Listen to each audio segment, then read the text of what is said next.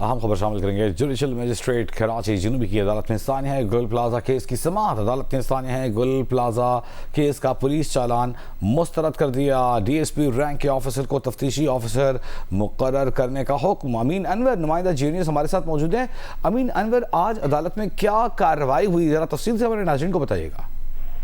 جی بالکل وجی، judicial magistrate جنوبی عاصم اسلم کی عدالت میں آج ثانیہ گل پلازا کیس کی سماعت ہوئی ہے۔ پولیس کی جانب سے جو چالان جمع کرایا گیا تھا اسے عدالت نے مسترد کیا ہے اور عدالت نے ایس ایس پی انویسٹیگیشن کو یہ حکم دیا ہے کہ کیس کی investigation D S P rank کے افسر سے دوبارہ کرائی جائے اور 15 دن میں رپورٹ جو ہے وہ جمع کرائی جائے۔ عدالت نے اپنے حکم نامے میں مزید کہا ہے کہ تفتیشی افسر نے واقعے کی مکمل پہلوؤں پر مؤثر تفتیش نہیں کی ہے۔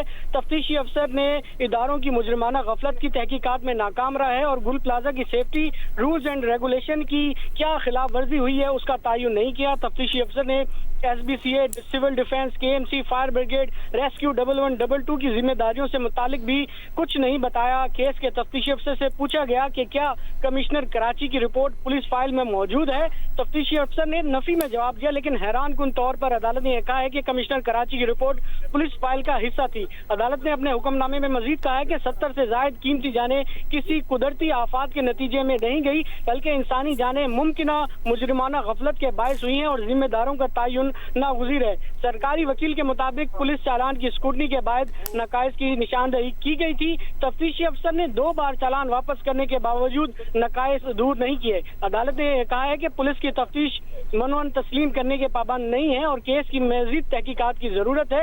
ایس ایس پی انویسٹیگیشن کم سے کم ڈی ایس پی رینک کے افسر کو تفتیشی افسر مقرر کریں اور تفتیشی افسر گل پلازا کا منظور شدہ نقشہ ریگولرائزیشن حاصل کریں اور اس کے سٹرکچر کے ساتھ اس کا موازنہ کیا جائے۔ اور تفتیشی افسر یہ بھی پتہ چلا ہے کہ 1102 دکانیں 1153 دکانوں میں کیسے تبدیل ہوئی، ایس بی سی اے کے ذمہ دار افسران کی نشاندہی کی جائے اور اسی طرح سول ڈیفنس سے فائر سیفٹی انسپیکشن کا ریکارڈ حاصل کیا جائے اور تفتیشی افسر گل پلازا سے متعلق ریکارڈ جو ہے وہ مارکیٹ کمیٹی اور سول ڈیفنس سے بھی حاصل کرے اور اسی طرح ریسکیو 112 فائر بریگیڈ، کے ایم سی، ضلع انتظامیہ اور ٹریفک پولیس سے فائر سیفٹی اور ریسکیو اقدامات کا ریکارڈ حاصل کریں۔